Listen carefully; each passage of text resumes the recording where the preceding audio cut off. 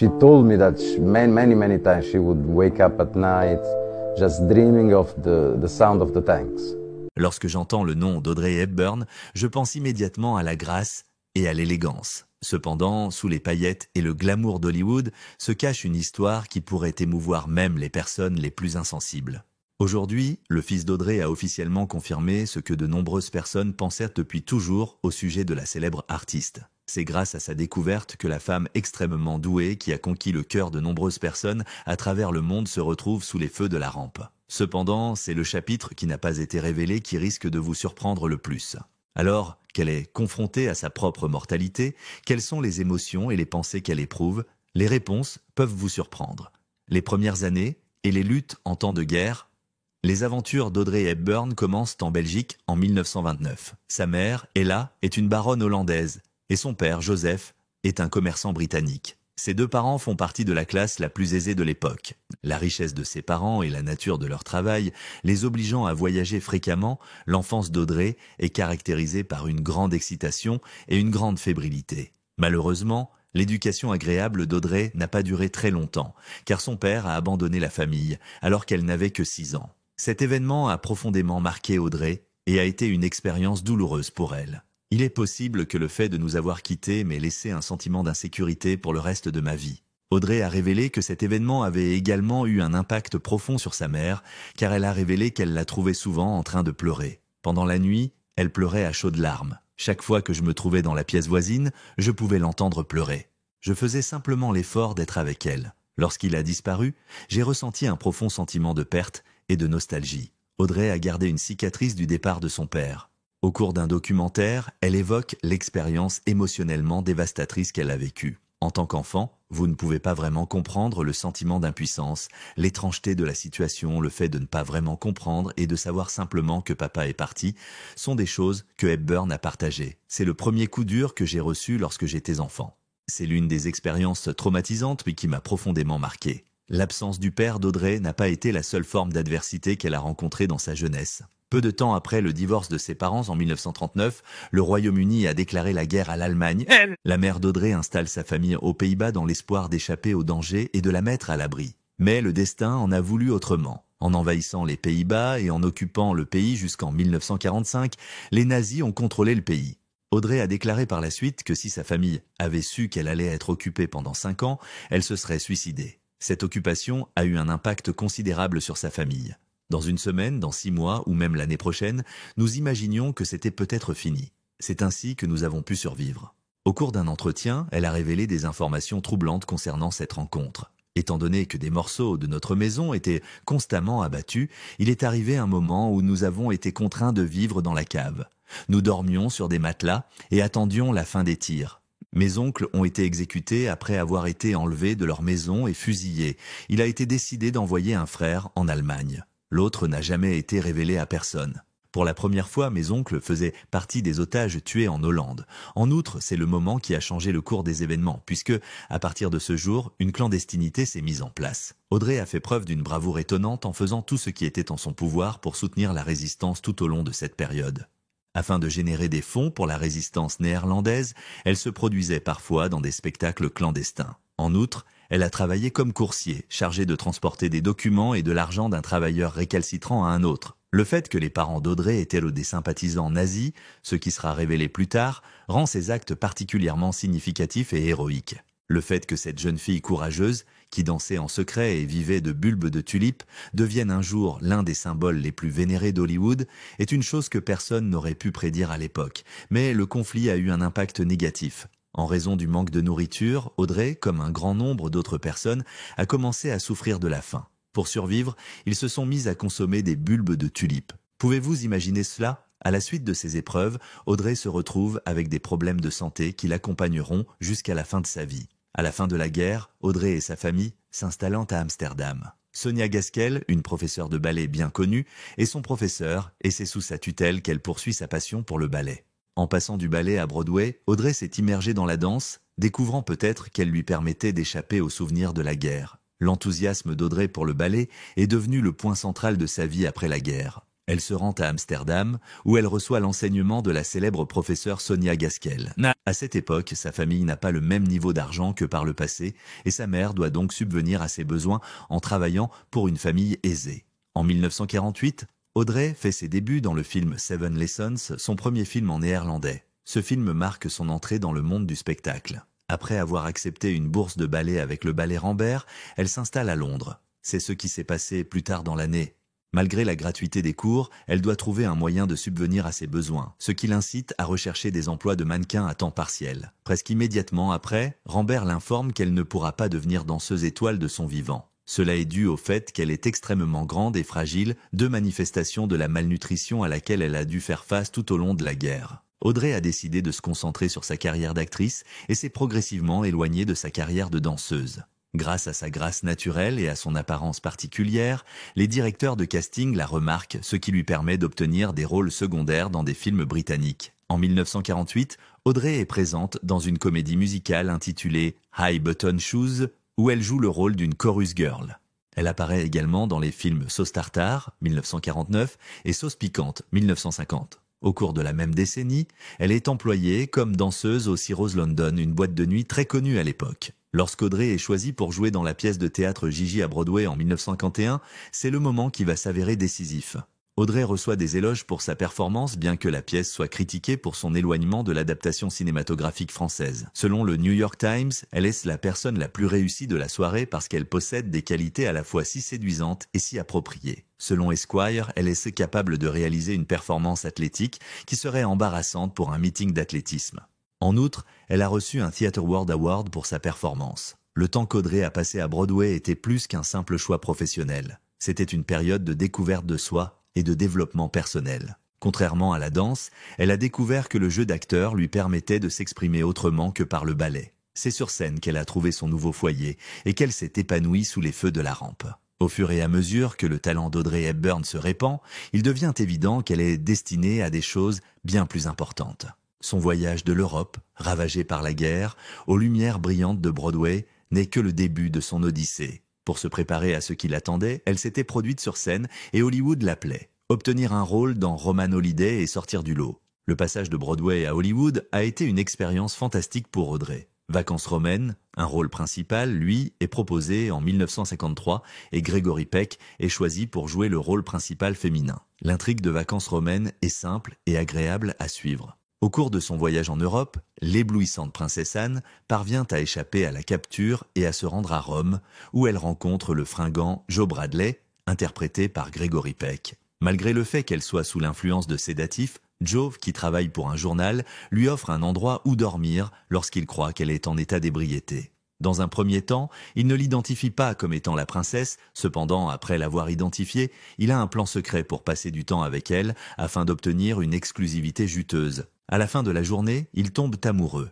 Bien que Gregory ait fait un excellent travail dans son rôle, c'est Audrey qui a réussi à captiver tout le monde. Le choix du réalisateur William Wyler de confier le rôle à Audrey plutôt qu'à Elizabeth Taylor s'est avéré très judicieux. Sur le plateau de tournage, le talent inné d'Audrey s'est révélé dans toute sa splendeur. Gregory Peck, qui jouait avec elle, était tellement convaincu de son talent qu'il demanda à ce que son nom soit cité au même titre que le sien. C'était un geste inhabituel pour une actrice relativement inconnue à l'époque. Le film Vacances romaines a reçu des critiques positives et a connu un succès commercial lors de sa sortie. L'interprétation d'Audrey dans le rôle de la princesse Anne est si captivante que le public tombe amoureux d'elle. Elle a réussi à combiner harmonieusement la vulnérabilité, la comédie et la grâce d'une manière rarement vue à Hollywood au cours de ces années. Presque immédiatement, Audrey est devenue un nom familier grâce au succès du film.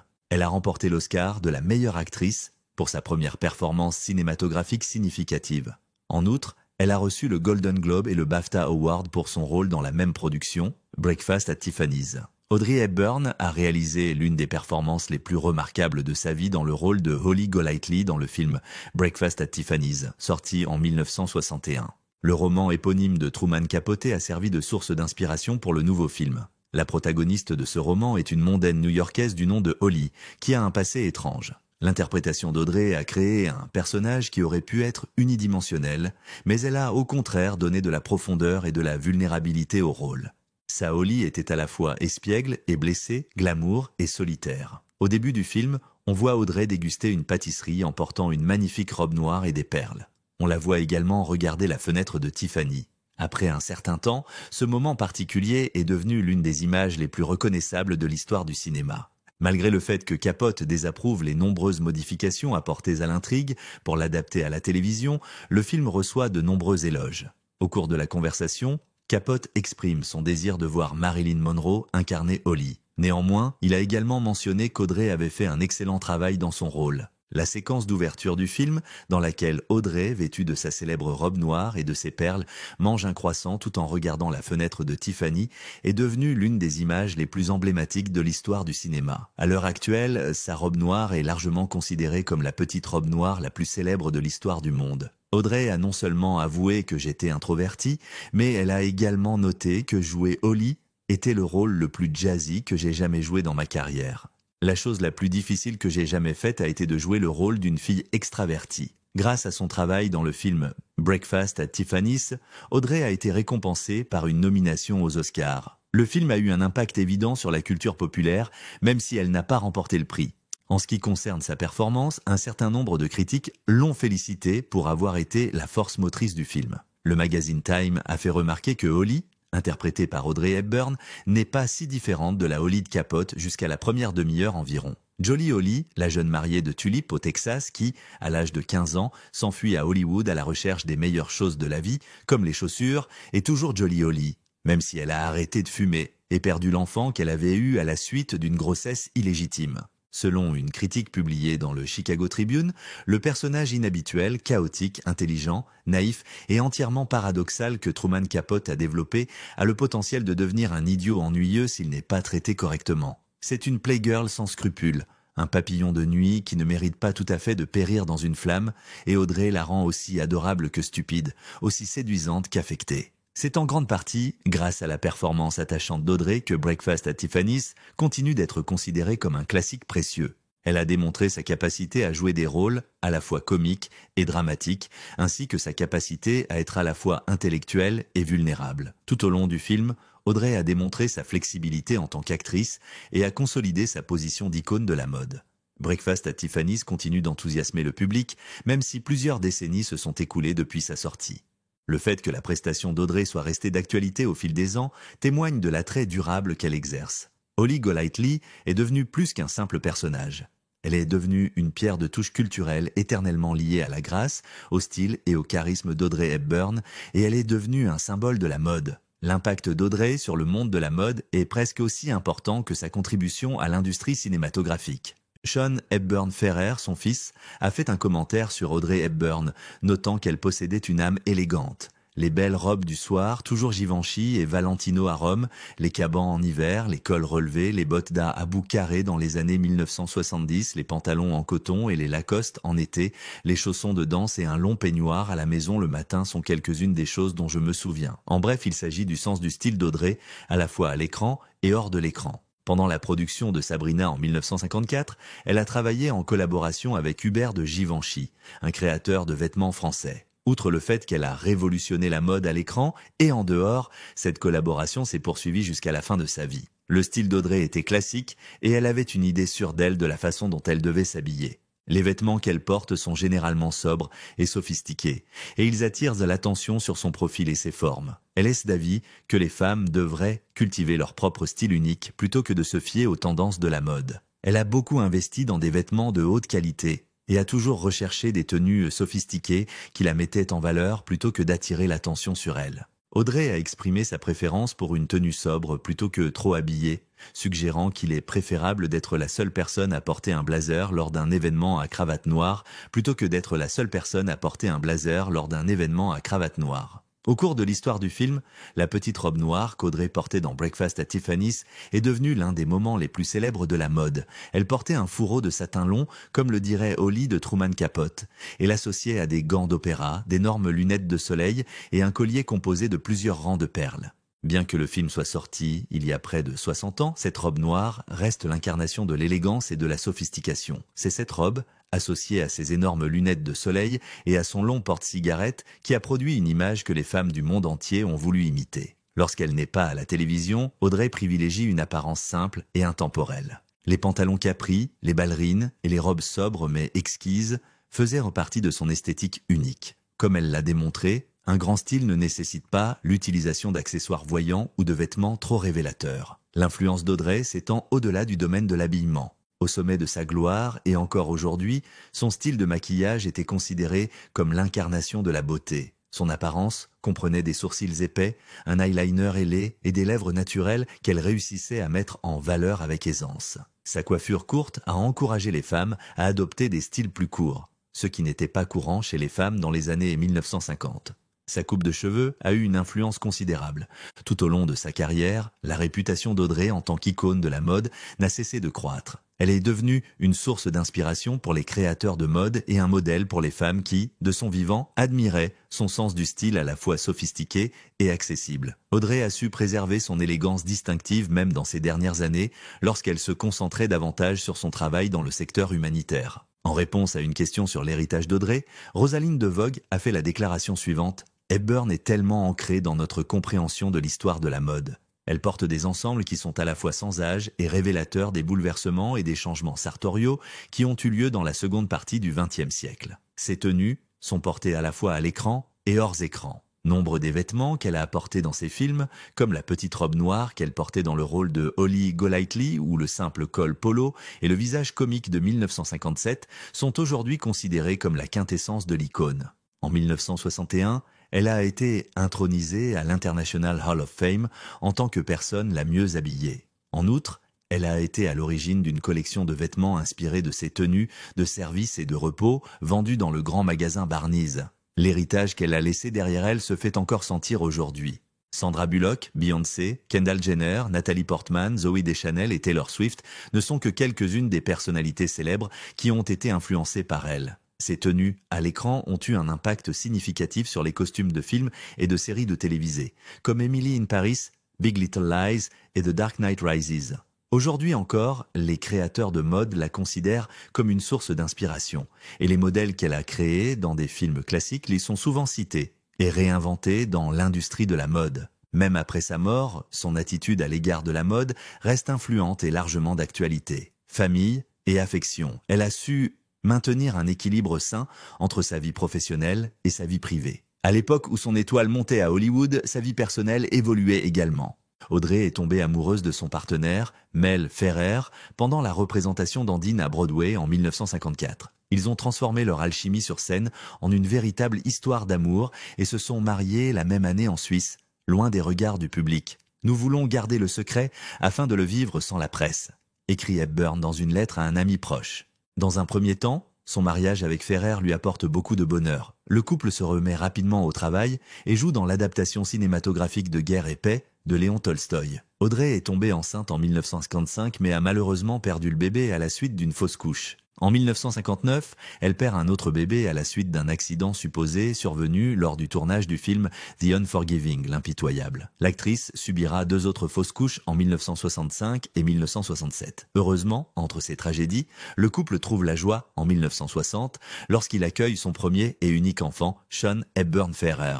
Sean était né le 17 juillet et Audrey a dû prendre un an de congé avant sa naissance pour assurer sa sécurité. La joie et la satisfaction d'avoir leur propre enfant après tant de tragédies ont fait du duo un couple en or. Mais les choses étaient bien différentes en coulisses. Bien qu'Audrey ait insisté sur le fait que leur mariage était heureux, nombreux sont ceux qui ont rapporté que Ferrer était contrôlant et jaloux. Le réalisateur Alfred Lunt a affirmé que Ferrer utilisait le béguin d'Audrey pour lui afin de la diriger d'une main de fer. Dans une lettre, la mère d'Audrey décrit Ferrer comme un délinquant à la tête de grenouille et aux jambes grêles et l'accuse de causer suffisamment de dégâts pour durer longtemps. Chacun des membres du couple aurait été infidèle au cours de leur mariage. Audrey aurait eu une relation secrète avec William Holden, marié et co-vedette du film Sabrina. Elle aurait également eu une relation avec le scénariste Robert Anderson pendant un certain temps. Ferrer s'est avéré avoir eu plusieurs liaisons de son côté. Après 14 ans de mariage, Audrey et Mel divorcent en 1968. Mais l'histoire d'amour d'Audrey n'est pas terminée. Lors d'une croisière en Méditerranée, elle rencontre le psychiatre italien Andrea Dotti. Leur histoire d'amour éclair débouche sur un mariage en 1969 et en 1970, Audrey donne naissance à son deuxième fils, Lucas. Une fois de plus, Audrey s'éloigne des feux de la rampe pour se consacrer à sa famille. Cependant, ce mariage est également confronté à des défis. Les fréquentes absences d'Andrea et les rumeurs d'infidélité ont mis leur relation à rude épreuve. Après 13 ans, Audrey et Dottie divorcent en 1982. Malgré ses revers personnels, Audrey a trouvé un amour durable auprès de l'acteur néerlandais Robert Wolders. Elle a rencontré Wolders en 1980 alors qu'elle était encore mariée à Dottie. Leur histoire d'amour a été fulgurante et ils n'ont pas tardé à passer des heures à se parler au téléphone. Wolders a déclaré au magazine Peoples en 2017 « Nous étions prêts l'un pour l'autre. À l'époque où nous nous sommes rencontrés, nous avions tous les deux fait des erreurs. Si le hasard avait voulu que nous nous rencontrions plus tôt, nous n'aurions peut-être pas fait les découvertes que nous avons faites ensemble et nous aurions trouvé les choses de la vie qui nous étaient précieuses à un moment ultérieur de notre vie, lorsque nous étions tous deux plus mûrs. » Le couple a construit une vie commune pendant plus de 10 ans. Bien qu'ils ne se soient jamais mariés, Audrey se considérait avec Wolders comme un couple marié, le présentant parfois comme son mari à de nombreuses occasions. Les fans auraient aimé voir le couple se marier, mais ils étaient heureux et satisfaits. Lorsqu'on lui posait la question, Audrey répondait également « Pourquoi gâcher une bonne chose ?» Wolders a déclaré à People « Je me souviens qu'elle a dit à un intervieweur « C'est plus romantique de cette façon parce que ce n'est pas un autre morceau de papier, mais la loyauté l'un envers l'autre qui nous lie. » Le couple a partagé un lien profond jusqu'à la mort d'Audrey et Wolders est devenu non seulement un partenaire, mais aussi un compagnon dans les efforts humanitaires d'Audrey. Tout au long de sa vie, le rôle le plus important d'Audrey a été celui d'une mère. Elle disait souvent que ses fils étaient de sa plus grande fierté. Les expériences qu'elle a vécues pendant la guerre lui ont permis d'apprécier profondément la famille, et elle a mis tout son cœur à créer un foyer aimant pour ses enfants. Elle a réussi à faire en sorte que ses enfants se sentent aimés. Son fils, Sean, a déclaré à Fox News que son meilleur souvenir de sa mère était chaque fois qu'il la faisait rire. « Chaque fois que je la faisais rire, elle riait vraiment à gorge déployée », a déclaré Sean. C'est l'une des meilleures choses que l'on puisse retirer d'une relation si l'on peut faire rire quelqu'un et lui donner ce moment de bonheur. Mais il y a beaucoup de moments auxquels je pense, a-t-il poursuivi. Je pense au moment où elle m'a conduit à l'aéroport et où je suis parti pour mon premier travail. Je passais les contrôles de sécurité et quand je me suis retourné, je l'ai vue pleurer. En tant que parent et ayant vécu cette expérience, je comprends maintenant. Mais je trouve un grand réconfort dans les moments où je l'ai simplement fait rire. Des talents et des intérêts moins connus. Si le monde entier a connu Audrey Hepburn comme une star de cinéma glamour, elle était bien plus que ce que l'on pouvait voir. Dans l'ombre, Audrey avait de nombreux intérêts et talents que peu de gens connaissaient. L'une de ses passions était son amour du jardinage. Dans sa maison suisse, elle avait un magnifique jardin qu'elle entretenait. Elle a dit un jour « Planter un jardin, c'est croire au lendemain ». Cette citation illustre parfaitement l'essence du jardinage en tant que forme d'art porteuse d'espoir. Audrey trouvait du réconfort dans le jardinage qui lui permettait de se rapprocher de la nature et d'échapper à la pression de son travail. L'actrice était également une linguiste accomplie. Le fait d'avoir grandi en Europe à une époque troublée lui a donné un don pour les langues. Elle parlait couramment l'anglais, le néerlandais, l'italien, le français et l'espagnol. Cette aptitude l'a aidée dans sa carrière d'actrice et s'est révélée utile dans son travail humanitaire ultérieur. Un autre talent caché d'Audrey était sa capacité artistique. Elle aimait dessiner et peindre et créait souvent de belles illustrations pour ses amis et sa famille. Elle était également une lectrice passionnée. Sa maison était remplie de livres sur divers sujets. Elle citait parfois ses auteurs préférés et utilisait la littérature comme source d'inspiration et de réconfort tout au long de sa vie. Audrey avait un grand sens de l'humour, ce qui peut paraître surprenant pour beaucoup. Elle aimait rire et était connue pour ses remarques pleines d'esprit. Ses partenaires parlent souvent de sa capacité à détendre l'atmosphère sur le plateau de tournage grâce à sa nature enjouée et à son cœur d'humanitaire. En 1989, Audrey a été nommée ambassadrice itinérante de l'UNICEF, le Fonds des Nations Unies pour l'enfance. C'était plus qu'un rôle pour elle, car cela correspondait profondément à ses propres expériences de vie. Ayant survécu à la Seconde Guerre mondiale lorsqu'elle était enfant, Audrey a pris son engagement envers l'UNICEF très au sérieux. Elle n'a jamais oublié l'aide qu'elle a reçue aux Pays-Bas pendant et après la guerre. Aujourd'hui, elle a l'occasion de rendre l'appareil et d'aider des enfants confrontés à des difficultés similaires dans le monde entier. Audrey a voyagé sans relâche dans certaines des régions les plus pauvres et les plus déchirées par la guerre. Elle s'est rendue en Éthiopie, au Soudan, au Bangladesh, au Vietnam et dans de nombreux autres pays et a utilisé sa notoriété pour attirer l'attention sur le sort des enfants dans le besoin. Elle était très impliquée dans son travail et ne se contentait pas de prêter son nom à la cause. L'une de ses missions les plus marquantes a été celle qu'elle a effectuée en Somalie en 1992. Au cours de cette visite, l'actrice a été témoin des effets horribles de la guerre et de la famine sur les habitants de la région. Elle n'a pas tenu compte des risques personnels et a insisté pour se rendre dans des régions reculées afin de prêter main forte à ceux qui en avaient de besoin. Comme elle l'a dit, en vieillissant, vous découvrirez que vous avez deux mains, l'une pour vous aider vous-même, l'autre pour aider les autres. Son dévouement total à l'UNICEF est né de sa propre expérience en tant qu'enfant. Elle a déclaré un jour « Je peux témoigner de ce que l'UNICEF représente pour les enfants, car j'ai fait partie de ceux qui ont reçu de la nourriture et des soins médicaux juste après la Seconde Guerre mondiale. » Son lien personnel avec la cause a rendu son plaidoyer d'autant plus puissant et authentique. Mais même les lumières les plus brillantes peuvent s'éteindre, et le parcours altruiste d'Audrey était sur le point de prendre une tournure déchirante, les derniers jours d'Audrey. De retour d'une mission de l'UNICEF en Somalie en 1992, Audrey a commencé à ressentir de fortes douleurs abdominales. Elle a d'abord pensé qu'il s'agissait du stress causé par son voyage, mais elle a vite découvert que c'était bien plus que ce qu'elle pensait.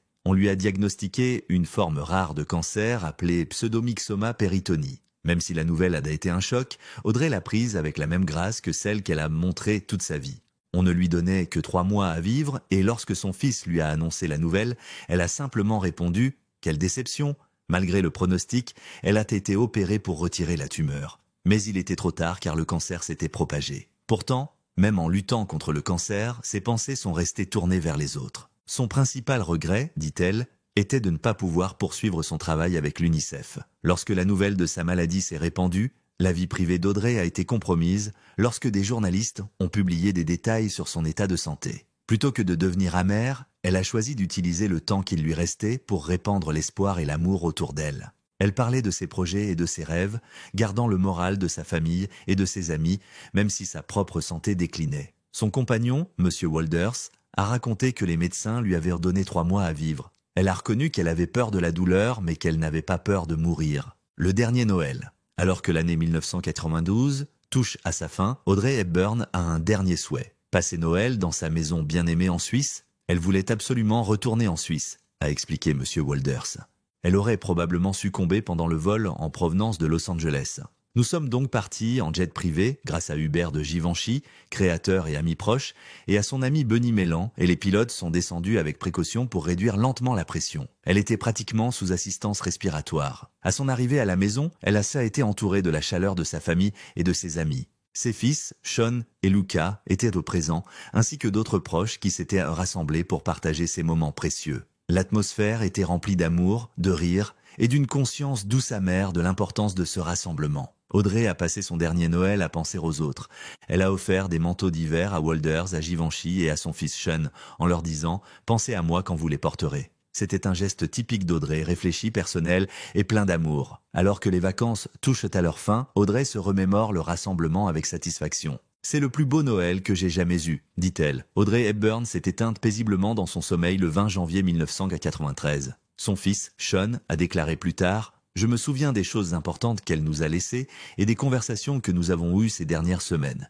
Elle est morte à 63 ans, ce qui est jeune, mais elle a vécu une vie très remplie. » Sean a écrit un livre, Audrey Hepburn, An Elegant Spirit, en hommage à sa mère, voulant montrer au monde la personne remarquable qu'elle était. Il a ajouté « Je veux continuer à raconter son histoire. Nous voulons poursuivre le travail qui lui tenait le plus à cœur. » Elle était très fière de pouvoir contribuer et faire quelque chose, en particulier pour les enfants. Quel aspect de l'histoire d'Audrey vous touche le plus? Faites-nous part de vos réflexions dans les commentaires. N'oubliez pas d'aimer et de vous abonner. Si vous avez aimé cette vidéo, cliquez sur la vidéo suivante sur votre écran.